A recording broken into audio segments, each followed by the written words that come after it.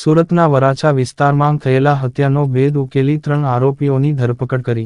Varachha Ramnagar society પાસે horn વગાડવા જેવી નજીવી બાબતે થયેલા ઝઘડામાં એક યુવકની હત્યા કરવામાં આવી હતી. આ બનાવમાં સુરત ક્રાઇમ બ્રાન્ચની ટીમે 3 આરોપીઓને ભાવનગરથી ઝડપી પાડી કાયદેસરની કાર્યવાહી હાથ ધરી છે.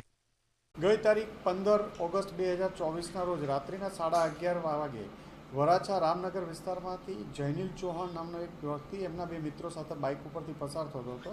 એમની આગળના ભાગમાં એક મોટરસાઇકલ અને એક એક્ટિવા બેનને સરપાકારે ચલાવતા હોય, જેથી જૈનિલે 3થી એની પાછળ હોર્ન કન્ટિન્યુ વગાડ્યા હોય. આ બાબતે સામાન્ય આવી નજીવી બાબતમાં ઝઘડો કરી જૈનિલના લોકોએ માર્યો અને એમાંથી એક કિસ્સામાં જૈનિલના ગળાના ભાગે તથા સાથળના ભાગે ચપ્પુ મારી દેતા જૈનિલનું મૃત્યુ સારવાર દરમિયાન નીપજ્યું હતું. જે બાબતે વરાછા પોલીસ સ્ટેશનમાં વણશોધાયેલ ખૂનનો અનડિટેક્ટ ખૂનનો ગુનો દાખલ કરવામાં આવ્યો હતો. ક્રાઇમ બ્રાન્ચ, વરાછા પોલીસ વગેરે આ ગુનાની તપાસમાં રાખેલા હતા.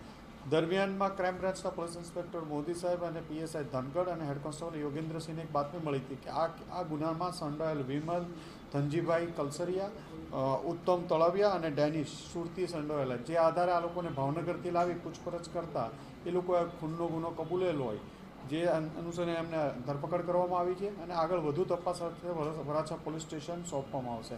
આ તમામ જે 3 માણસો પકડાયેલા છે એમના વિરુદ્ધ અલગ અલગ ગુનાઓ નોંધાયેલા છે. રાયોટિંગ, હથિયાર ધારાના વેપન, આપણે ચપ્પુ સાથે પકડાયેલાના ભૂતકાળમાં અમરોલી અને અલગ અલગ પોલીસ સ્ટેશનોમાં ગુનાહિત રેકોર્ડ 3 વ્યક્તિઓ ધરાવે છે. અમને જ્યારે આ 3ને જૈનિલ દ્વારા હોર્ન મારીને ટોકવામાં આવ્યા ત્યારે આ લોકો ઉશ્કેરાઈ અને ચપ્પુ મારી દીધું હતું. અને જેમાં ગળાના ભાગે જે ચપ્પુ મારી દીધું હતું એ ઘા એમને જાણ લેવા નીપજ્યો હતો. ના, બિલકુલ પરિચિત નથી. હત્યા કરીને અલગ અલગ જગ્યાએ ભાગતા હતા અને છેલ્લે ભાવનગરથી મળી આવ્યા છે.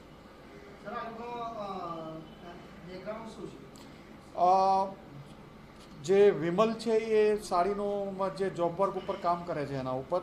ઉત્તમ અને ડેનિશ છે એ બંને હીરાના ધંધા સાથે સંકળાયેલા છે, હીરા કામ સાથે, અને આ લોકોનો ગુનાહિત ઇતિહાસ પણ છે.